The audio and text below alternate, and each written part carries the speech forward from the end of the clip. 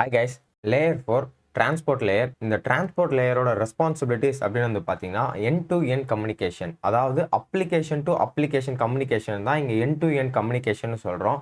Same data flow control and error handling நம்ம layer 2ல என்னென்ன பார்த்தோமோ அதே தான் இங்கேயும்.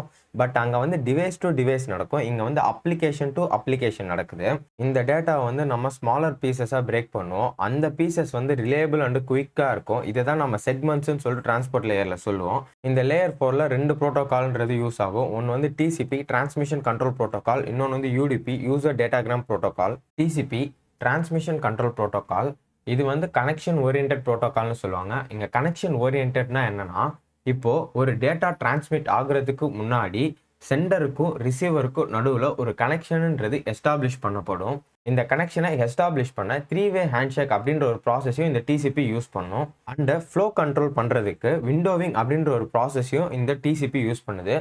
யூசர் டேட்டாகிராம் ப்ரோட்டோகால் யூடிபி, இது வந்து கனெக்ஷன்லெஸ் ப்ரோட்டோகால். இங்கே கனெக்ஷன்லெஸ்ன்னு சொல்லும் போதே இங்கே 3-வே ஹேண்ட்ஷேக்குன்ற ஒரு விஷயம் கிடையாது.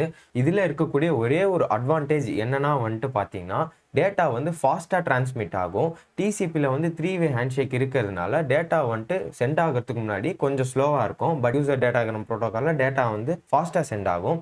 இதை மோஸ்ட்லி வந்து ஆடியோ ஆர் வீடியோ ஸ்ட்ரீமிங்கில் தான் யூஸ் பண்ணுவாங்க.